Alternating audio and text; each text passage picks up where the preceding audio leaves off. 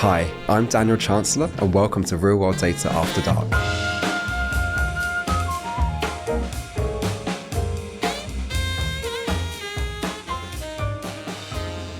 We are here live in New York City and we have not just one, but two senior leaders from Norstella who are experts in this space who can really share some of their insights into everything that we're seeing in that real world data space. So my name is Daniel Chancellor. I'm VP of Thought Leadership at Norstella. To my right, I'm joined by Kris Kaneta, who is our Chief Product and Innovation Officer. Welcome, Kris. Thanks, Dan. Thrilled to be here. And Ted Search to my left, who is the Chief Real World Data and Analytics Officer at Norstella. Welcome, Ted. Thank you very much, Dan. Excited for today. AI and real world data just go together hand in hand. To borrow an American analogy, as we're here in New York, like peanut butter and jelly. With all of the progress that we've seen in the frontier models, and I know all of the cool stuff that Kris and his team are building, it's just a natural conversation to have. So yeah, let's start with you, Kris. What does it really look like when AI gets layered onto real world data? So first, I think it's important we recognize it's not just AI being layered on top, but it's about really being thoughtful as to how that real world data is structured and linked and underpins any endeavors in AI. So really, to me, starts with, do I have a really good understanding foundationally of what's going to sit underneath any AI pursuits that I might be investing in? And then from there, as we think about AI sitting on top, I mean, the applications are endless, and it could be as foundational as thinking about understanding patient populations and understanding the dynamics of specific cohorts. It could be thinking about how do I understand and sub-segment patient populations and really get close to understanding clinically as to what's happening around those patients. And then it's also comes to thinking about how am I looking at the market and my go-to-market motions and my promotional commercial activities, and understanding what are the next best actions that I can trigger as I think about reaching the right healthcare professionals and providers that are treating the patients that are most appropriate for whatever it is that I'm developing and investing in. And then ultimately, I think about how AI is going to create that first set of signals. But ultimately, it comes down to really strong clinical and commercial judgment as to the folks that are really immersing themselves into these AI models to really take it to the next step and understand, okay, these are the real implications in practical terms, in organizational terms, in regulatory terms. All of these things need to kind of come together with, yes, AI surfacing and triggering insights and next best actions, but real clinical context and expertise to help make that reality. Dan, if you don't mind, I'm going to agree with my colleague and friend Kris here that it's a fact. And I'll take a little, additional perspective on it. Think about unstructured data that we have in EMR. For a decade now, we've wanted to see the deep, rich insights in there, but it would take months upon months, 100 PhDs, physicians reviewing those notes to be able to get really the valuable content out there. Biomarkers, tumor stage, physician sentiment. AI has just unlocked that world, right? So when you look at patterns you can generate, insights that you can pull out now in a matter of time, now with the right prompts, still having those PhDs, those physicians, create the right prompts that could prompt these models to extract out that tumor, that disease state, the therapeutic areas, the rich content you can't get from structured data now in a format that can be impactful for clinical decisions, commercial decisions, impactful for a patient getting on the right therapy at the right time. Absolutely a fact. What AI is doing to transform that and really benefit patients' lives. All right. Thank you so much. Well, I love the introductions. We are off and rolling. And you've kind of teased some of where I wanted our conversation to be heading. Before we get too far ahead of ourselves and too excited about what we can deliver with our real world data and our artificial intelligence, I wanted to make sure that we are keeping our feet on the ground first. Yeah. And you've been bringing in facts. I've got a few questions I wanted to ask both of you and have a little game here. We know fact or fiction. And Ted, I'll stay with you because you're talking about this already. Is it fact or fiction that AI can identify patterns in real-world data quicker than traditional methods? Absolutely a fact. As I talked about before, if I take a specific answer, an example that I provided before on unstructured data, the fact that we can now leverage AI models with the right clinical rigor behind them in order to extract out information like biomarkers, tumor stage, why a physician is choosing drug A versus B, we could never unlock that before.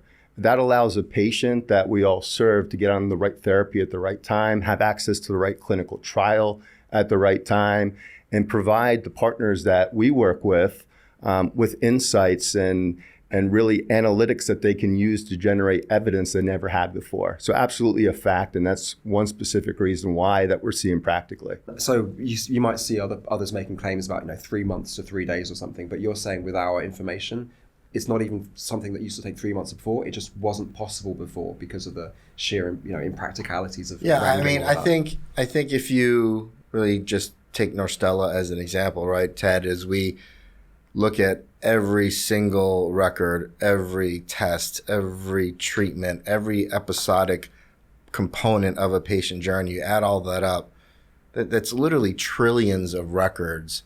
Or you take Ted's example of unstructured notes. I'm now thinking about billions, literally billions of unique notes.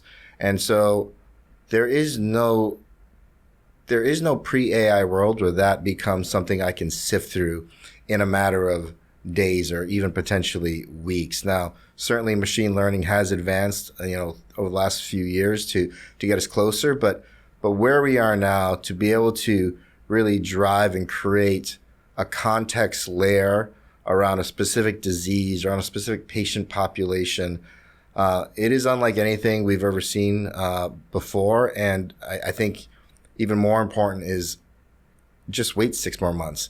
The implications are going to be fast and furious, but at the same time, I also want to call out that this is all possible because we have some of the brightest clinical minds, the brightest data scientists who are not only technically brilliant, but also informed and capable as it relates to the context of life sciences, as it relates to the context of disease progression, as it relates to the drug development pipeline, clinical trials, to bringing a drug to market. So all that data and that context layer doesn't come together without really bright people who understand how those pieces fit together. Yeah. So fact or fiction then, AI produces this work autonomously then without human involvement? Fact, AI can take a very compelling first cut. But I think we all know, even the simplest queries sound credible, sound convincing. In fact, I have a set of agents that run every morning that kind of inform me as to what's happening in the market and what's happening, my calendar, what's happening in the landscape. And even just this morning, I noticed a few things that sounded really credible, but the agent was filling in gaps that wasn't out there in the real data to make the story flow. And I called it out and said, oh, you're right, I totally made that up. And so you've got to have that human in the loop. You've got to have that credible clinical expert, that data expert, that workflow expert that says, is this actually real? It sounds credible, it sounds compelling, but is it real? So fact, yes, on a first pass and identifying those initial signals. Fiction, that I would just trust it completely autonomously end to end. Yeah, I'm completely aligned with what Kris said. I was almost going to say fiction to just contradict him, but I agree with all of the facts that he provided. If I look at it face value, the only reason I would say fiction is because one, as Kris was talking about, the old days of bringing data in, having your technical team then having to surface and align this data, have a data scientist pull it out. So then you have a query that you have medical specialists, analysts generating evidence out of there is really gone with AI. What it does is it surfaces those initial insights, those cohorts of patients that you could really analyze. And what it brings to light very quickly is the experts then that can take those insights and generate them into actual evidence. And that takes specialists to do that. You're always going to need that specialist in the loop to be able to conduct and get that evidence. So Reason I say fiction is Kris is right. It is a fact completely that it's going to generate insights quicker than we can before. Fiction because it's always going to involve a specialist that then now can ask 10, 20 questions at the same time on the analytics coming out and generate very significant evidence as a result. One final one before we move on, perhaps a quick fire.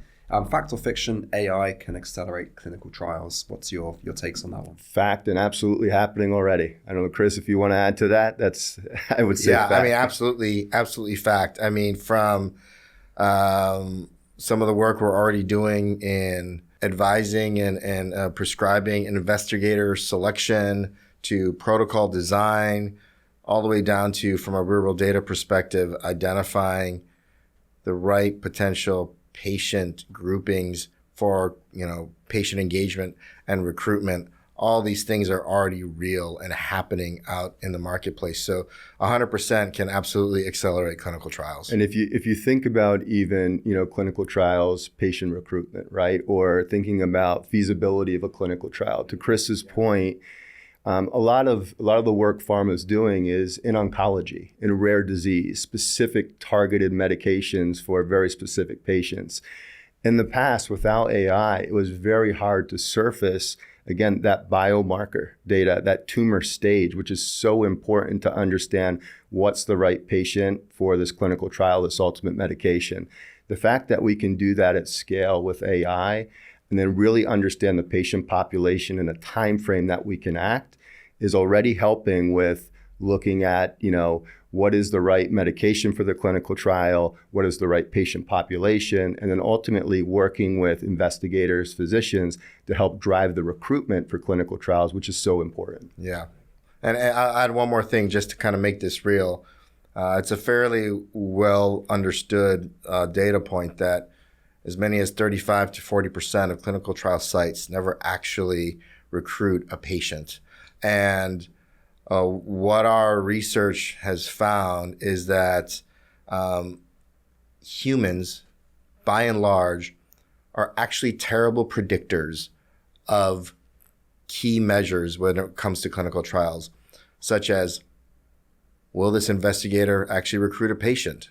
Well, we know 35 to 40% of them actually never do. In terms of predicting the duration of a clinical trial. In fact, our work has found that when we feed all that data into our models, we're actually able to predict the duration of a trial 40-50% better than what would be your historical predictions. Obviously, really intelligent human experts, but there are just so many variables to consider. What's happening in the trial landscape around me? Is there clinical trials that are competing for the same pool of patient population? Does this investigator actually treat patients that are going to meet the specific criteria that I have in my protocol? So all of these things are massively complex data points unto themselves, but leveraging AI to actually bring this all together is something we're already seeing have massive impact. And it's such a great point Kris makes, just to add. And why does that matter? Because for patients, it gives them another care option, right? That they necessarily didn't have before. If you think about it, prescribers, physicians that see these patients, they many times don't know where clinical trials are taking place, what trials are taking place. Are they in a close proximity to where I could drive my patient to go? When I see my patient, do I understand, what's available to give them this other care option, especially in areas like oncology, rare disease?